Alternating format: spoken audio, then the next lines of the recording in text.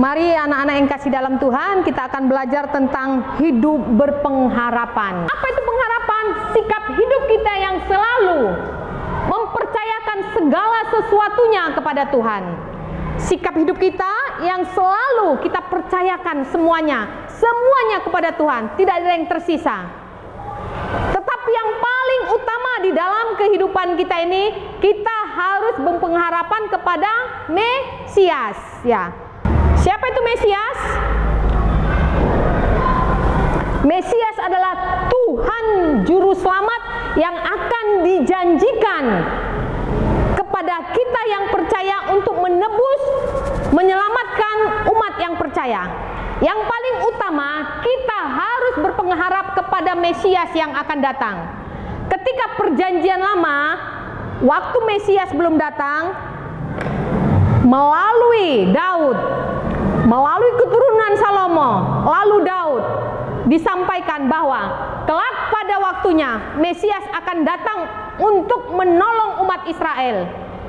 Pada waktunya Mesias akan datang untuk membebaskan umat Israel dari perbudakan. Pada waktunya juga Mesias akan datang untuk menyelamatkan umat manusia yang berdosa. Ketika zaman perjanjian lama, umat Israel waktu dipimpin bangsa Salomo itu jaya sekali. Tetapi ketika Salomo sudah meninggal, ketika Salomo sudah mati, kerajaannya bangsa Israel terpecah menjadi dua.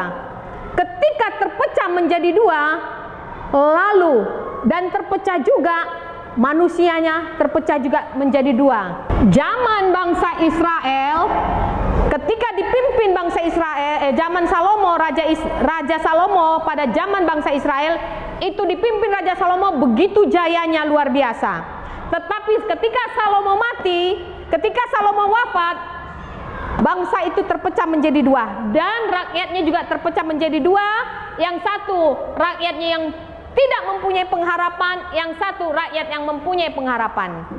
Rakyat yang tidak mempunyai pengharapan, manusia yang tidak mempunyai pengharapan, dia mempunyai sikap hidup yang suka mengacaukan. Yang kedua, tidak berserah kepada Tuhan, tidak mengandalkan Tuhan. Tetapi orang yang mempunyai pengharapan, dia selalu mengandalkan Tuhan, berserah kepada Tuhan, taat kepada Tuhan. Di zaman Salomo, waktu terjadi perpecahan, ada seorang yang beriman dan punya pengharapan kepada Tuhan, yang berharap kepada Tuhan senantiasa, yang selalu menantikan janji-janji Tuhan bahwa Mesias kelak akan datang. Dengan pengharapan Simeon ini, dengan ketaatan Simeon ini, dengan ketekunan Simeon ini, tiba di hari tuanya, dia bertemu Sang Mesias itu. Apakah perlu kita punya pengharapan? Penting nggak punya pengharapan? Penting. Pentingnya punya pengharapan. Coba baca Ibrani 6 ayat 19. Ibrani 6 ayat 19 bisa dibacakan, pentingnya pengharapan. Sau itu seperti kapal yang untuk dilemparkan ke pinggir itu yang menahan kapal, seperti jangkar, ya. Kalau kapal tidak ada jangkarnya, tidak ada saunya, ketika ombak datang, kapal itu hanyut enggak? Hanyut. Begitu juga kita. Kalau kita tidak punya pengharapan, maka sau kita tidak akan kuat. Ketika datang badai, topan, masalah, persoalan, kita akan hanyut dengan persoalan masalah itu dan kita akan hancur. Kira-kira kapal kalau hanyut gitu, nggak ada nakodanya, kira-kira bisa hancur nggak? Bisa, karena nggak ada yang membawakan pengarah. Begitu juga kita, kalau kita nggak punya pengharapan, maka kita ketika kita ada masalah akan hanyut terbawa arus, maka kita tidak sanggup menghadapi persoalan dan masalah itu. Ciri-ciri orang yang mempunyai pengharapan: tidak khawatir, tidak putus asa, sabar. Apalagi ciri-cirinya? Jadi orang yang punya ciri-ciri pengharapan itu, dia tidak khawatir walaupun badai apapun yang dihadapin. Dia selalu sabar, tabah, tidak putus asa. Ada beberapa tokoh di Alkitab yang orang-orang yang mempunyai pengharapan. Abraham. Apa itu ciri-cirinya? Ketika Abraham usia 90, mungkin mustahil bagi manusia ya. Usia 90 bisa nggak punya anak?